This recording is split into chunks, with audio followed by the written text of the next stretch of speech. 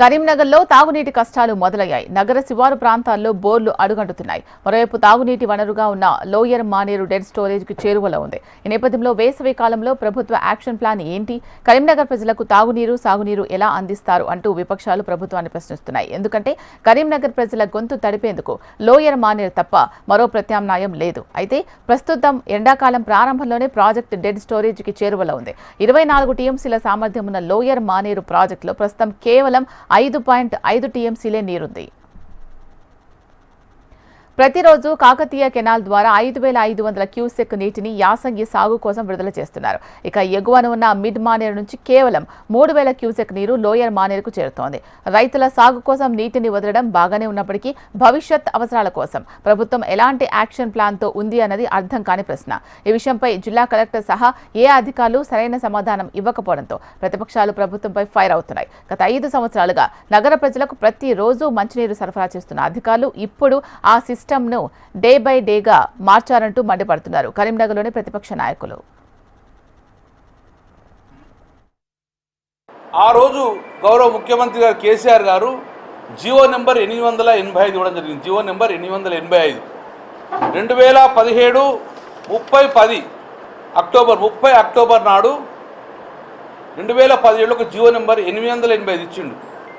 ఏమని ఇచ్చిన జియోలు అంటే ఎల్ఎండి రిజర్వాయర్ తాగునీరుకు సాగునీరుకు ఇబ్బంది కలగకూడదు, ఎంత వరస్ట్ కండిషన్ అయినా కూడా 275.9 మీటర్ లెవెల్ మెయింటైన్ చేయాలి.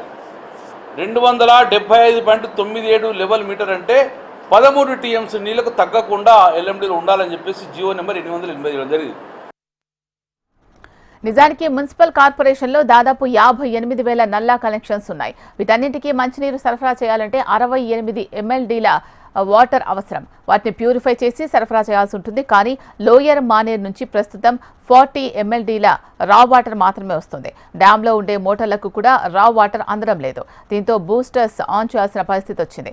ఇదిలా ఉంటే మరికొన్ని రోజుల పాటు యాసంగి సాగు కోసం దిగువకు నీటిని విడుదల చేయనుంది ప్రభుత్వం. దీంతో లోయర్ మానేర్లో ప్రస్తుతం ఉన్న 5.5 టీఎంసీల నీరు 3 టీఎంసీలకు చేరే అవకాశాలున్నాయి. ఈరోజు మున్సిపల్ కార్పొరేషన్ తీసుకున్న ప్రత్యేక చర్యలేంటి?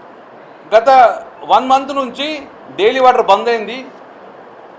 దినం దచ్చి దినంగుడంగా బూస్టర్ పంప్స్ ఆన్ చేసి ఈరోజు మురికి మడ్ వాటర్ వచ్చే పరిస్థితి వచ్చి నాసు స్టార్ట్ అయింది. 10 టీఎంసీలు నీళ్లు ఉంటే 13 టీఎంసీలు ఉంటే ఏ రోజు కూడా బూస్టర్ పంపులు ఆన్ చేసే అవసరం లేదు.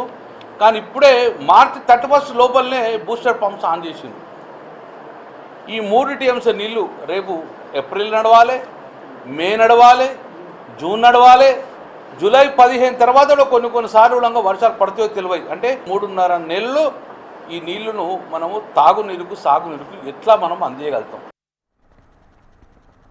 ఇక ఇలాంటి పరిస్థితుల్లో కరీంనగర్ ప్రజలకు తాగునీటి ఇబ్బందులు ఉండకూడదు అంటే ఎగువన ఉన్న ప్రాజెక్టుల్లో నుంచి నీటిని డంప్ చేసుకోవాల్సి ఉంటుంది. కానీ లోయర్ మానేరుకు ఎగువన ఉన్న ఎస్ఆర్ఎస్పీ ఎల్లంపల్లి డ్యాంలోనూ నీళ్లు అంతంత మాత్రంగానే ఉన్నాయి. ఎస్ఆర్ఎస్పీలో ప్రస్తుతం 11 టీఎంసీలు ఉండగా ఎల్లంపల్లిలో 9 టీఎంసీలు ఉన్నాయి. కానీ వర్షాలు పడేంత వరకు కరీంనగర్లో తాగునీటి కష్టాలు రాకూడదు అంటే ఎగువ నుంచి నీటిని డంప్ చేసుకోవాల్సిన అవసరం ఉంది. మరి ప్రభుత్వం ఏం చేయనుందో తెలియక కరీంనగర్ ప్రజలు టెన్షన్ పడుతున్నారు.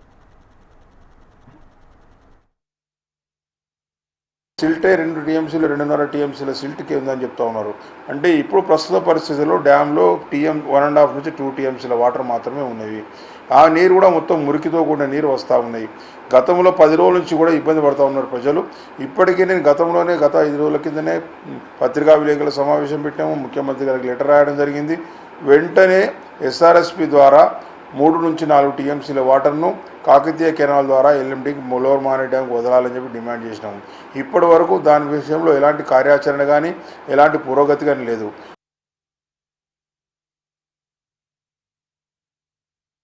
మున్సిపల్ వాటర్ సప్లై వాళ్ళు వెంటనే చర్యలు తీసుకోవాలి. అదేవిధంగా మున్సిపల్ కమిషనర్ గారు కూడా తెల్లారేసరికి ఆ ప్రాంతాన్ని అంతా పర్యవేక్షించి మానేర్ డ్యాము అదేవిధంగా నీటి శుద్ధి కేంద్రాలు తరిగించి మంచినీటిని ప్రజలకు అందించాలని చెప్పి కోరుతా ఉన్నాం.